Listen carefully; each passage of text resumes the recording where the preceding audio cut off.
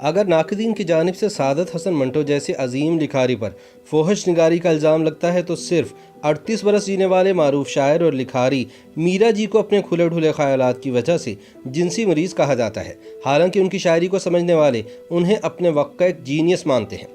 ये भी एक अजीब इत्तफाक है कि सादत हसन मंटो और मीरा जी एक ही महीने और एक ही साल यानी मई सन 1912 में पैदा हुए और दोनों कश्मीरी नस्ल थे। मीरा जी का असल नाम मोहम्मद सनाउल्लाह डार था। मुंशी मेहताबुद्दीन के यहाँ लाहौर में पैदा होने वाले मीरा जी पहले साहिरी तखल्लुस करते थे, लेकिन फिर एक बंगाली लड़की मीरा सिंह की एकतरफा मोहब्बत में गिरफ्तार होकर मीरा जी तखल्लुस इख्तियार कर लिया। कहा जाता है कि उस लड़की के साथ पूरी जिंदगी में मीरा जी का सिर्फ एक मुकालमा हुआ जिसमें उन्होंने सामने से आती हुई मीरा सिंह से कुछ कहने की कोशिश की, लेकिन लड़की सुनी अनसुनी करके आगे बढ़ गई। ताहम मीरा जी मुसलसल उसकी मोहब्बत में मुब्तला रहे और इसी चक्कर में अपना तखल्लुस भी मीरा जी कर लिया। मीरा जी से ऐसे अजीबो गरीब वाक़यात वाबस्ता हैं कि उनकी ज़ात आम आदमी के लिए एक अफसाना बनकर रह गई है। उनका हुलिया और हरकत व सकनात ऐसी थी कि जैसे उन्होंने सिलसिला मलामतिया में बैत कर ली हो।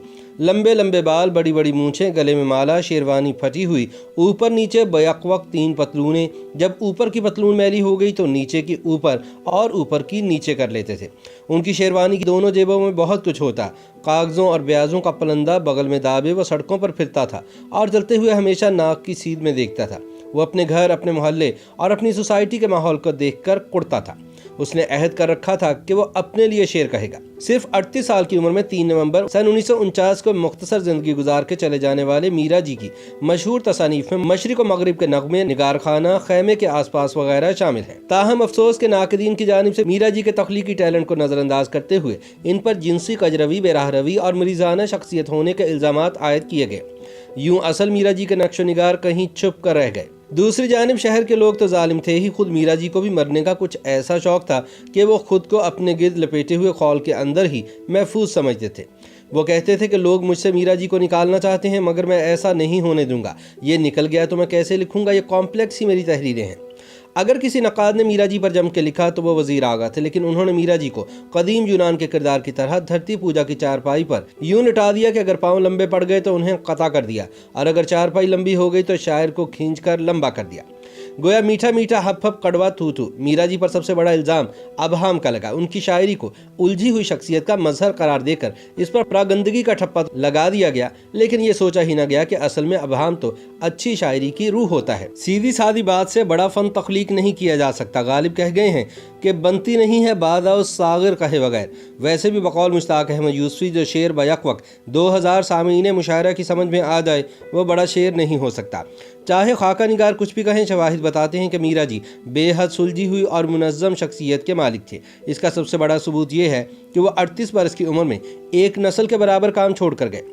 जदीद उर्दू नज़म में मीरा जी का अपना एक मुनफरिद मुकाम है। बकौल सादत हसन मंटो बहैसियत शायद मीरा जी की हैसियत वही है जो गले सड़े पत्तों की होती है, जिसे खाद के तौर पर इस्तेमाल किया जा सकता है। मैं समझता हूँ कि इसका काम बहुत उम्दा खाद है जिसकी अफादियत एक ना एक दिन ज़रूर जाहिर होकर रहेगी। नक़ादों का कहना है कि मीरा जी का नाम उर्दू में आज़ाद नज़म और अलामती शायरी को राइज करने और इसे फ़रोग देने वालों में सरे फहरिस्त है।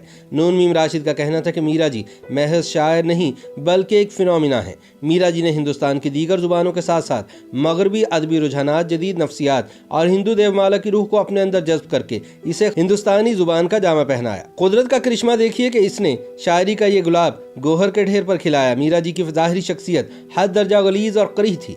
मैले कुचैले कपड़े, हर मौसम में जाड़ों का लिबास, लंबी जुल्फें, गंदे नाखून, गले में गजफर की माला, हाथ में लोहे के 3 गोले जिन पर सिगरेट की पट्टी मड़ी होती। दिन रात नशे में धुत कोठों पर जाना और शाइस्ता महफिलों में जूतों समेत अकड़ों कुर्सी पर बैठना, सालन में जर्दा या खीर मिलाकर खाना, मुशायरे में सामीन की तरफ पीट करके नज़म सुनाना, धाड़े मार मार कर रोना, इन हरकत ने मीरा जी की शख्सियत को अफसाना बना दिया। ऐसी शख्सियत जो इनकी शायरी के मुताले में आड़े आती है और अक्सर इनके कारी और इनकी शायरी के दरमियान आड़ बनकर खड़ी हो जाती है। कुछ बरस रेडियो पाकिस्तान लाहौर में नौकरी करने के बाद सन 1945 में मीरा जी की शामत ने उन्हें घेरा और फिल्मों में किस्मत आजमाने बम्बई पहुंच गए। बम्बई पहुंचकर मीरा जी के 14 तबक रोशन हो गए। 3 महीने तक कोई काम न मिला। वो कभी इसके पास कभी उसके पास बिन बुलाए मेहमान की तरह वक्त गुजारते रहे। फिर पूना चले गए जहाँ अख्तरुल ईमान थे, जिन्होंने मीरा जी को मोहब्बत से अपने पास रखा। पूना में भी इनकी मुलाजमत का कोई बंदोबस्त न हो सका। मजबूरन वो 16 अक्टूबर 1947 को बम्बई वापस आ गए। कुछ दिनों बाद अख्तरुल ईमान फिर बम्बई आ गए तो इन्होंने रसाला ख्याल निकाला और इदारत मीरा जी को सौंप दी। इसके लिए वो मीरा जी को 100 रुपये माहवार देते थे। अब तक कसरत शराब नोशी और खाने पीने में बेकायदगी की वजह से इनकी सेहत बहुत ख़राब हो चुकी थी। इनको असहाल की शिकायत थी, लेकिन ना परहेज करते थे और ना इलाज। जब हालात दिगरगूं होते देखे तो अख्तरुल ईमान इनको अपने घर ले गए, लेकिन वहाँ भी वो परहेज नहीं करते थे। हालत ज़्यादा बिगड़ी तो सरकारी अस्पताल में दाखिल करा दिया गया, जहाँ वो कैंटीन वालों से भी खाना मांगकर बदपरहेजी करते थे। इनकी दिमागी हालत भी ठीक नहीं रही थी। मीरा जी के आखिरी अय्याम इंतहाई अजियतनाक थे। इनके सारे बाल सफ़ेद हो गए थे, हाथों पैरों और पेट पर वर्म था, इनका खून बनना बंद हो गया था।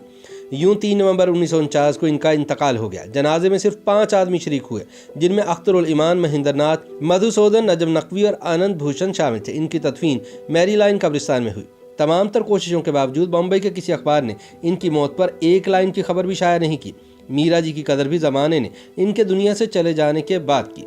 ताहम अब मीरा जी की दस्तयाब शेरी तख्लीकात को कुलियात की शक्ल में जमा किया जा चुका है, जिसमें 223 नज़में, 136 गीत, 17 गज़लें, 22 मंजूम तराजम और 5 मुतफरकात शामिल हैं।